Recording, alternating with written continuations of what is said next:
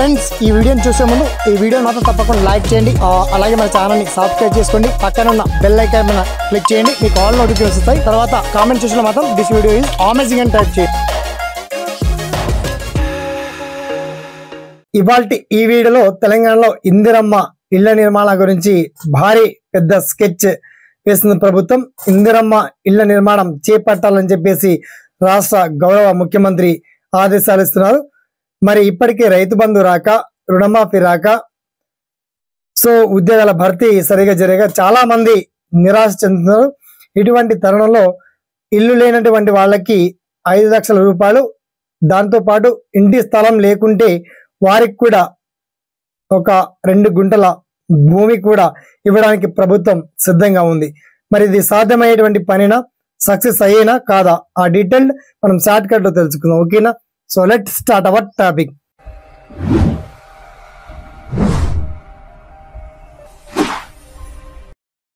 కొత్తగా గృహ నిర్మాణం చేపడుతున్నటువంటి వాళ్ళకి ముఖ్యంగా తేదీ అనగా మరి డిసెంబర్ 7న రాష్ట్ర గౌరవ ముఖ్యమంత్రి రేవంత్ రెడ్డి ప్రమాణ స్వీకారం చేసినటువంటి తేదీ నుండి ప్రారంభించినటువంటి కొత్త ఇళ్లకు తప్పకుండా మంజూరు శాంక్షన్ లో మీకు డబ్బులు వచ్చేటువంటి ఛాన్స్ ఉంటాయి. అండ్ ఇంకా ఇల్లు లేవు, మొత్తానికి పూరిళ్ళు కావచ్చు, రేకు షెడ్యూల్ కావచ్చు, నివసిస్తున్నటువంటి వాళ్ళకి తప్పకుండా ప్రభుత్వం ఈ ఇందిరమ్మ ఇళ్ల నిర్మాణం కోసం భారీ సంఖ్యలో బడ్జెట్ ను కూడా కేటాయించింది.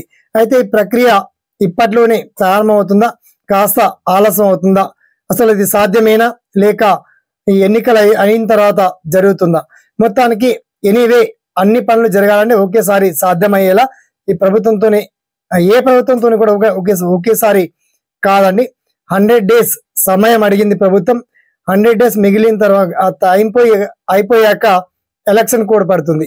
సో కాస్త 4 రోజులు అటు ఇటు అయినా, మొత్తానికి 6 నెలలైనా పర్వాలేదు. ఓకే, సో ఆలస్యమైన అమృతం లాంటి ఫలితాలు మాత్రం తప్పకుండా వస్తాయని ఆశిస్తున్నాము. అలాగే ప్రభుత్వం కూడా ఆ చర్యల దిశగానే ఇచ్చినటువంటి ప్రతి వాగ్దానాలు 6 గ్యారంటీస్ ను కూడా సక్సెస్ చేసే విధంగా ప్రభుత్వం అయితే ముందడుగు వేస్తుంది. దీనికి సంబంధించి పర్టికులర్ డీటెయిల్స్, ఇందిరమ్మ ఇళ్ల నిర్మాణం కోసం ఎంతమంది అర్హులు ఉన్నారు, ఏ నియోజకవర్గాలకు ఎన్నెన్ని ఇండ్లు శాంక్షన్ చేస్తున్నారు, ఆ పర్టికులర్ డీటెయిల్స్ చాలా క్లియర్ అండ్ వెల్ కట్ గా మీకు వీడియో కింద లింక్ ఇచ్చామండి.